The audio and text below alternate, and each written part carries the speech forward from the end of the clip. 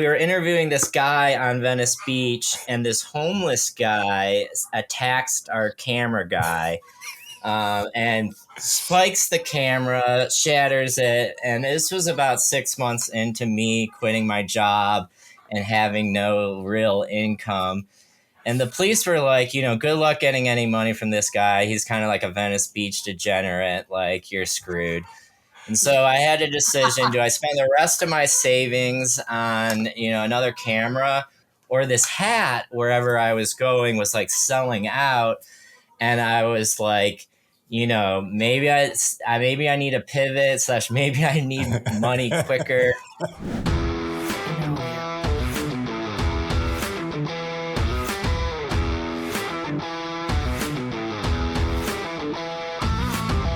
I've got so many things to say, so does Michelle, but I want to do a little bit of backstory. I'm wearing this remarkable hat, and I want to tell you how we got it. We started out this show doing interviews, but we spun to hat reviews. And how we did it, Michelle lives in the beach in the South Bay. I live in the desert near Joshua Tree. And what we would do is we would send each other a hat, but not open it until we recorded the episode. So we didn't know what we were getting. It was like kind of a Christmas thing. And I got to tell you, when I opened my box, and actually I think there'll be like a bit of a recording of that because we did that episode a few weeks ago. I was blown away. This is amazing. So cool. This is like one of the freaking coolest hats I've ever seen. I couldn't believe a few things. How unbelievably cool it was just to look at. The quality of what it was, just the whole spirit of it. And we're rating stuff, and it was like 5 across the board. And what we wanted to do with this show was really talk to people about hats, talk to hat makers, hat marketers, and so we were doing these hat reviews to get to that. So that's how we got to you, Ryan, through a surprise box. And we sent you some IG reels, and we got your attention, and we're incredibly grateful. So the first thing we wanted to do is a trip down memory lane. We're going to get into Grassroots and how that all started and what it's all about. But here's our first question: hats. And do you remember the first hat you ever had? I ever had or made it for my company? Oh, no. Way back as a little kid. Was there like a baseball cap? Was there do you remember any of the ones early on in your life? Like, how did you get so hat enthusiast? That's a good question. I definitely, as a kid growing up, I remember sketching in my journal. I wanted to create this skate line called RC. For my initials. And so I can kind of remember from an early age that fashion and the counterculture was definitely something I was interested in. This is a little embarrassing, but I had even my mom paint a Tommy Hilfiger logo in my room, which is I'm embarrassed to say that. She did a great job at that, so shout out that. I remember I had Biggie Smalls posters, Tommy Hilfiger, and all this stuff in my room. That's amazing. And then I was addicted to polo hats, like the dad hat, that are actually kind of coming back in style now. And I probably had every color you could think of. It was where my allowance money went to. And from there, I definitely collected a lot of New York baseball hats because I was into East Coast hip hop, and then anything Detroit sports related for sure. So I kind of had a big spectrum of a wide variety of hats. And just from an early age, I was always kind of rocking hats. So you were a little creative kid. Was it skateboarding? Was that your thing? Were you going to be the next Tony Hawk? Yeah, it was skateboarding, aggressive skating, kind of touched base in it a little bit later. But I was really just finding a place where I could fit in and be creative and, express myself. And and I always kind of liked going against the norm in some way or the other. And that was kind of a little bit my way of rebelling. Right. I know a little bit of your story. Michelle and I, got a chance to read a Facebook post. We'll talk more about that. But you took a left-hand turn because this is not what you've been doing your whole life. And somehow it seemed like you veered away from creativity and went a little corporate. Share a little bit about that, and then we'll see how you swung back into this world. Yeah, for sure. I mean, after college, I went to CU Boulder. I had no idea what I was doing, to be honest with you. I grew up in Michigan, and half my family moved to California, and it was kind of like, hey, do I go back home to Michigan or go to California? And I was like, let's move to Cali. My stepdad is in, corporate finance. And so he kind of like dialed me in with a few opportunities. And I got my real estate license, was on the corporate side of the financing of the buildings. And I hated my job, but I learned a lot about, running a business during that time and like the structure of it. But I also knew that it just wasn't for me. So I started kind of going home on the weekends and took a journal, and went to the beach and just started to kind of like write down things that I enjoyed in life, because I knew that I needed to, find that passion. And it was something that I always remembered my grandfather saying, because he ran his own business until he was in his 90s. And he told me, whatever you do in life, make sure you love it, because it's basically going to be what you're doing the rest of your life. And that really stuck home with me. And there was a moment where I went to Burning Man in 2008, and the theme. We missed each other by 2 years, Ryan. I know. I had no idea what I was doing either. Just went with some people in my apartment, and we were totally underprepared. But the theme, ironically, was the American dream, which was, funny to me to look back at, as that was the theme of that year's Burning Man. And that was kind of the eye-opening experience for me, where it's like, all right, I really have to figure this out now. And shortly after that, I was fortunate enough to sell, I hear one of those chickens, an El Segundo FedEx. That was confirmation building. That they're digging your story. And after I sold that building, I had enough money to essentially quit my job and live out of my car for about a year and start Grassroots, which ironically was actually a film about the California cannabis culture. And since I grew up on the East Coast, I wanted to kind of show that the world wasn't ending in California with medical marijuana. And so I created one hat to go with the film, and also to help pay for gas money or just have a little bit of income, along the way. And so it was a hat with a bear on it, and rather than the star, I put a pot leaf on it. And so on the weekends, I would go to the Venice Beach boardwalk and hustle that hat. You paid like $25 for a permit, I think, for like 1 week. And when you'd was have a little like 6 foot. When was that, Ryan? What year? That was probably in 2008, which technically I started the clothing company in 2009, but so then we were interviewing we were interviewing this guy on Venice Beach, and this homeless guy attacks our camera guy, and spikes the camera, shatters it. And this was about 6 months into me quitting my job and having no real income. And the police were like, good luck getting any money from this guy. He's kind of like a Venice Beach degenerate. Like, you're screwed. And so I had a decision: do I spend the rest of my savings on, another camera, or this hat wherever I was going was like selling out, and I was like, maybe I need a pivot / maybe I need money quicker. And shortly after that, there was a show called Marijuana Inc. on MSNBC, which was essentially exactly what I was filming. And I kind of look at it as a blessing in disguise, because I changed my energy and my time and focus onto making hats.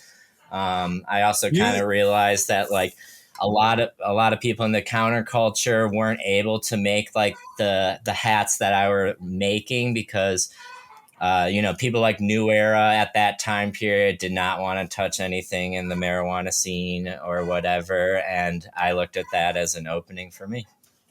I have two questions. A, do you still have one of those hats? Because I'd really like to see it. Michelle missed you at Burning Man for 2 years. I missed you at Venice Beach for 2 years. I left in 2006. So I was there from 2000, and I lived on the boardwalk. So I missed you there. In fact, when I was there, you didn't need a permit. And it was the wild west out there, man. It was crazy. And then they went, maybe we should tape off some things and do some permits, because there were fights. People would go at 4:00 in the morning and put up their shit. And it's like, wait, and then they'd leave until 6:00. So, but I'd love to see that hat if you still got it. That's the thing that started. Yeah, Graydon, we actually just made like an oversized version of the hat. So Graydon's going to grab that for us right now. I'm excited. And yeah, I lived on one of those small walking streets, Dudley. Which one? I know Dudley. I was on Thornton. Yeah, we were just a few streets apart. If you remember that white ugly building on I think Lincoln or whatever, now they have like cool art painted on it, but it was called the Loma. And I will say this, like, right when I quit my corporate job, I was welcomed with open arms in Venice, which I definitely wouldn't have been in Michigan, where people are like, oh, I know a photographer, or oh, I know a model, or I know a graphic designer. And everyone was like, showing me the way, and like so happy that I left my 6-figure paying job to basically become homeless.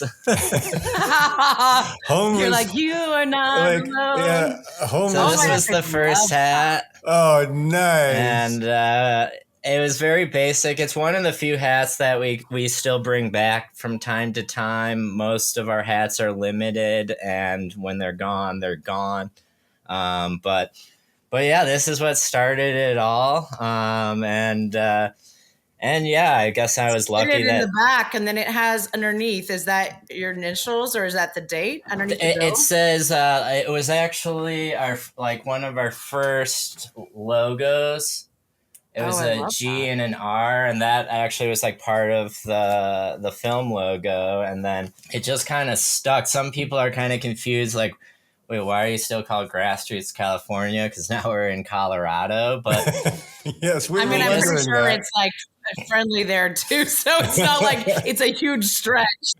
Exactly. I mean, and it has a C in the name, so we just kind of ran with it. But really, Grassroots California was the film name that I was going to call it, and it just kind of like still stuck together with the brand and like the images that we did. And then from the marijuana culture, we started making hats for different like DJs and producers, and Pretty Lights was one of our first like bands that we worked with. And having like went to school in Colorado, I had like mutual friends, and this girl named Sophie was like the tour manager, and I was living basically from event to event. So I started to like connect with people that were also either like on the scene or playing music at these things. And this guy was like up and coming Colorado artist that I was like, I need to get my products into his hands. And he now sells out Red Rocks wherever he goes, and kind of blew up at the same time as we did in about 2009 or 10. And that was kind of a blessing in disguise, because it's like once we worked with him, then every other producer in that electronic scene was like, oh, you work with Pretty Lights, like, I want to work with you. And Method Man was actually one of our first hip hop artists. And then it was like, oh, you work with Method Man, like, I want to work with you. And I just started to realize, like, the more collaborations that we did, it just made the world like a smaller place for us. And I just started working with different, like, kind of cultures and things that, like, I believed in and was passionate about. Community is I mean, that's been quite everything. a journey, Ryan. What would you say is like the fire in your belly that got you from where you started to where you're at now, everything in between there, as far as not giving up and backing yourself, that passion? Not giving up. Absolutely. Like, I still have the moments. Honestly, this year is probably one of our most challenging years. We're kind of like facing right now with everything that's going on in the Oof. political and economic, climate. I actually just met with a banker yesterday, and he's like, you're about to survive your third recession. I was like, well, let's hope I survive it. But it can be scary, but like at the end of the day, kind of like, not to touch too much on that post, but like, recently I was kind of asked that question because I started going to therapy, and my therapist asked, like, you're worried about these things, but what is your passion behind it? What is your motivation behind it? And yeah, I hadn't really thought about that question. Everyone asked, like, how did you start Grassroots? And I explained the boardwalk and the movie, but, no one's really asked, why am I continuing to do that? We want to go bigger than just the tip. Yeah, exactly. So, like, please share. For me, like, we touched base a little bit on, it's like, I was on, like, I never really fit in any specific area as a kid. Like, I was never good at school, but I was friends with, like, the nerds. I was also friends with the jocks because I played soccer. I was friends with the skaters. And there was one thing that I was, like, good at, like, back in, grade school and high school, was like, I was good at connecting people that were outside of their norms. Like, I would bring some of my skater friends to hang out with the jocks, or some of my stoner friends to hang out with the nerds. And like, and for me, like, I never really like saw like one clique as like, oh, I got to just hang out with that clique, because that's the only way I can fit in. And, all the way leading up until after college, I really kind of felt that way, because I think I ended up with a 2.5 GPA. I always started to consider myself just like, I'm just going to be average, like, and I kind of accepted that for a while. And then I got some confidence once I sold, the real estate building. And, from there, once I started my company, and then once it was, starting collaborating with new people and artists, it's like all those people were accepting. Like I mentioned at the Loma in Venice Beach, like everyone was pointing me in a direction of like, hey, this person can help you.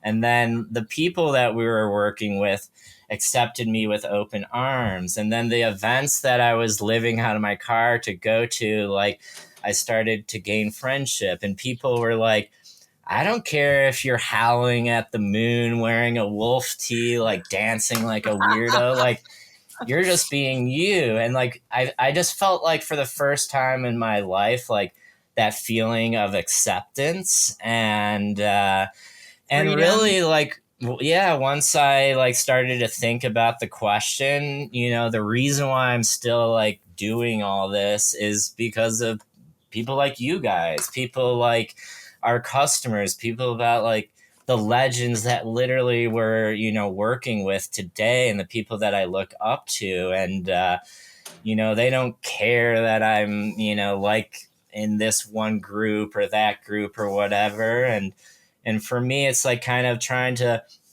get people's artwork and get people's, you know, missions, you know, out to a bigger audience, you know, by doing so, by, you know, putting it on hats or t-shirts. And yeah, hats are our bread and butter. We almost design like about a hat a day. But, you know, we have expanded to a full on clothing line now.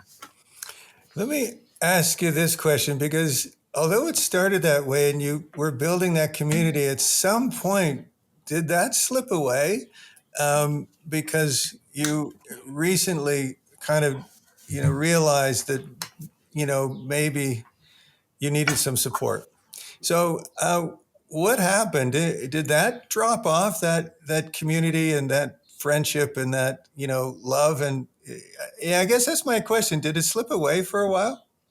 You know, for me, Denver really blew up, and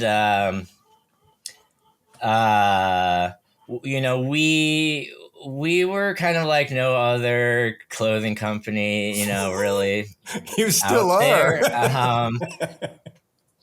And you know, so once I stopped living out of my car, we moved to Denver, Colorado, and we got our first like warehouse slash store slash 4 or 5 of us were living in the back of it, and and so like we really had like the finger on the pulse. Like you could see our living room from the front door at the early stages, and people would be knocking on the door at 11 o'clock at night, and you know, we would let them in or whatever. And if I had recognized them from like the scene or whatever, I'd be like, oh yeah, come here, like let's smoke a joint or something like that. And and then I got married, and I gave everyone a raise and said, you know what, let's all move out of the warehouse and, you know, let's become adults. And then I had this extra space in the warehouse that I wasn't sure what I was going to do with. So I had been traveling a lot to Europe at that time, doing different events too. And one thing that I really liked about Europe was they had these private smoking clubs that really engulf like a community where, you know, they still don't even really have them here in America. But I created what we called the break room, and we never advertised about it. But if the person was within the know, they would kind of like look around, kind of shopping for a while, and they'd be like, is there a break room here? And then we would bring them to the back of the store, which was like my apartment that was now a break room. And, you know, our lawyers were like, hey, have them sign this form. You know, it's a BYOB establishment, like bring your own bud. And we really created like an amazing community during that time period. About 2 years after that was open, Denver started to crack down on the whip of basically these smoking clubs. And on one 420 weekend, we got raided by the police, and they came with their guns drawn. And, you know, I go to the guy with the necklace, like, you know, with the badge, and I'm like, can I help you? Like, what's going on? Did Halloween start early? Yeah, exactly. And so the guy's like, oh, you know what you did here? I'm like, no, like, I don't. Like, He's like, you can't handle the truth. The long and the short of it is, like, we were basically, me and about 5 other clubs were kind of made an example. We ended up getting a $25 or $40 ticket. But the police like strong-armed us and moved us out of the building that we were in, and told the landlord, like, if they don't kick us out, they're they're going to go after the landlord. And the funny thing is now there's like a ton of these clubs in Denver that like nothing's going on with. But, I guess the point of this was like, that was another aspect of us just really building on the community. And then once Denver like started growing and weed became legal, like the community like boomed for a minute, but then like we all started going in our own directions. And then for me, I don't think necessarily the community aspect truly got away, but I got away from maybe the community part itself. I was dealing with a lot of depression at the time. My father had passed away. My nephews died in a fire. Wow. We actually were in a huge lawsuit with Jimi Hendrix's family. We were working with the brother, and then the sister was suing the half sister was suing the brother. And I thought I was going to lose everything. And I kind of resorted back to my old childhood ways of, I had this childhood trauma that that happened to me, and I started using drugs and alcohol in middle school, and I isolated myself a lot, and I did the same thing. There was a period of time that I really didn't leave my house. From the outside looking in, no one really knew what was going on, and then COVID hit, and it was a perfect storm for me to not leave my house and to not talk to anyone, and really just to like not deal with the problems at hand. And so that was, that was when I definitely realized, like, to an extent that I was resorting back to my old coping mechanisms to handle this like array of, issues. And I had a child not too long after that, and she definitely motivated me to try to figure out like a different way to handle these things, and that's when I started going to therapy, essentially. Thank you for that. That's a big deal to declare it publicly, Ryan. So thank you. I'm a therapist, and I know how difficult it is. A lot of my clients are men, and I know just how incredibly difficult it is for anyone to share a story, even to a therapist, but to then have the courage, because this interview, and I think you mentioned it in what you wrote, this interview literally could influence someone in a way that maybe they can do it. And I guess this is one of our last questions. You started and created this incredible phenomenon. Grassroots California is truly a remarkable company. I gushed about the quality and the creativity, but what advice would you give to someone who has a dream, doesn't know how to start, has a dream, is struggling, and maybe has a dream and wants to quit? Your story is a tribute to not quitting, but along the way, there were times where, you didn't know if you can continue on. So I'm wondering if there's a piece of advice that you could give a young person or anyone who's wanting to try something, or in the midst of trying it are not succeeding. Yeah, for sure. And yeah, I totally agree.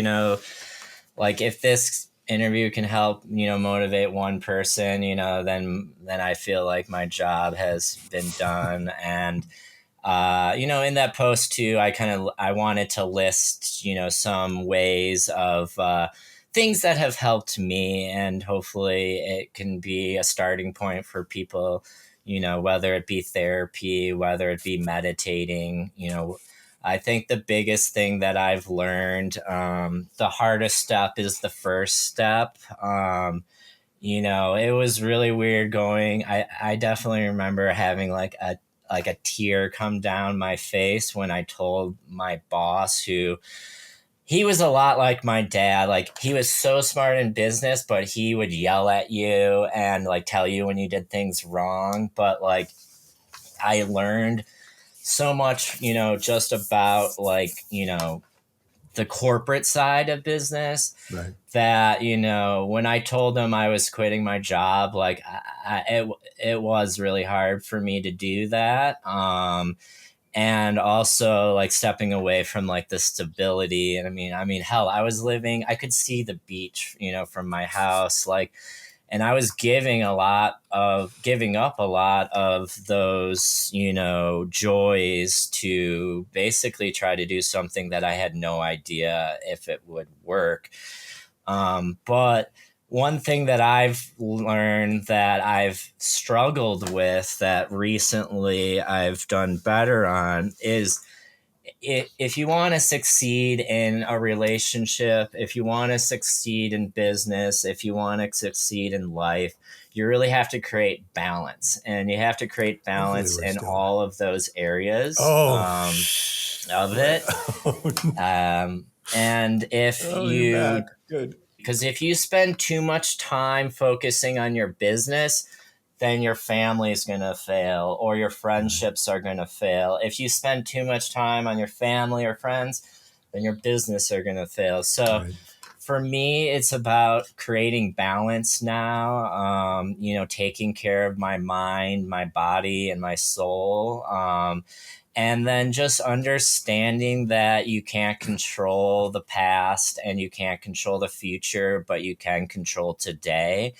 And, in the first time in a long time, I've started journaling again. I started writing down the things that I want to complete for that day or that week. And rather looking at these big goals, I look at like the micro goals, and then those micro goals evolve to bigger things. And, it is important for you to have a nice support system, because it's hard to do it, on your own. And, whether that's therapy or whether any of you guys want to reach out to me, like, I feel like I always learn from talking to different peers, and that, yeah, we're really all in this together. And the more I've been telling this story about mental health and whatnot, the more people have reached out to me and said like, wow, that really resonated with me, or like, hey, thanks for being vulnerable. And for me, like, it's not really about being vulnerable. It's because so many of us are dealing with those same feelings inside. And I think if people understand that it's actually okay to have those feelings, and it's okay to feel those ways, but what can you do to better yourself so that way you can put the best version of yourself out there every day? That's actually why part of this behind me is this tape art by a girlfriend of mine in LA that did it, art tape.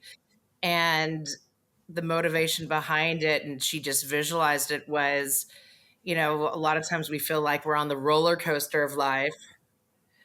But actually, if you try and think about it, you're on the train and you can control the speed, the gear shifts. So you didn't get off on the wrong stop. You got off on a different stop. So, like you were saying, what do you need during that period of time? And we all have Totally. a head and a hat to hanging on. So that's part of what that's all incorporated. So much of what you were saying is really beautiful. Thank you again for sharing and coming on the Tip Your Hat show. Jeff and I were thrilled. And I have to say, so this is one of the many hats. Blown away by this Velcro piece that you can add different things. Never seen that. I said to Jeff, I was like, what the flying is this? I was like, it was blowing my mind. Then Thank like you. the quality of the material in here, Yeah. I feel like somebody hugged my head. That's And there's secret pockets for love notes. There you go. Here's what I want to share to maybe bring this to an end. Our transparency, a couple, oh, try not to cry. About a month ago, we thought, fuck it, maybe we should quit. It wasn't going at the speed we wanted it to go. We were investing a lot of time and energy, and it just was like, maybe we should just pack it in. We did the best we could do and just move on. And then you responded. Oh my gosh, now it's going to make me. So if you don't think you're making a difference, you made a difference with Michelle and I. And that's big, Ryan. That's big. And we wondered what this show is ever going to be about. It's not about rating hats. It's not about reviewing hats. This show is about the stories that get people to believe and to be inspired and not feel so alone. And we also wondered why we were going to call it Tip Your Hat. Funny story. It was originally going to be called Cock Your Hat, but that was never going to fly. And Michelle talked me out of that one pretty quickly. But Tip Your Hat really was a statement. Tip Your Hat was a statement of acknowledgement. And in so many ways, you have made a difference to us. The fact that this show will continue on is very likely because of you. Well, I appreciate those kind words, and the feeling's definitely mutual. Like I said, I'm reinventing myself. It's kind of a new version of me. And I'm just trying to get back out into the world and connecting with people. So like, I appreciate you guys reaching out to me and Grassroots and allowing me the opportunity to, be on the show, and also, for the first time really ever kind of talk about like mental health. And I think, there's an old saying, like, it's lonely at the top, and it is very true for entrepreneurs. You can feel very alone in this world. And there's not a lot of people you can talk to about, why are tariff prices going up? Why, are we going into another recession? Why do I have to let go of my best friends because we can't afford a paycheck anymore? And like, those things really suck sometimes. But it's, it's just part of life, and you got to keep trucking on through. And I have complete faith that you guys will continue to evolve yourself, and every show may change a little different from the last one, but that's part of, what you guys are going through too. And thanks for having me on this. It's absolutely our pleasure. Yeah, we're thrilled. And so we get to bring this interview to an end with tipping our hat to you, sir. Everything you brought to this interview was truly incredible. So you have our love and appreciation, and you made a difference, and we don't feel so alone right now. Yeah. Thank you. Awesome. Robert. And I will do one quick plug. All right. We have evolved into Grassroots Customs. And we've been doing a lot more private label stuff. So if you're an artist or a company or someone that wants to get your message further out there, we've evolved to, expanding our services to other people and companies now. Love it. Right. And here's our plug. Here's our plug to you. And we'll put up the code, but there'll be a code. So if you go to the website, there is a reduction in the amount you're going to pay. There's a discount, and we will do everything in our power, our little power right now, Ryan, to let our folks know. And again, thanks a lot.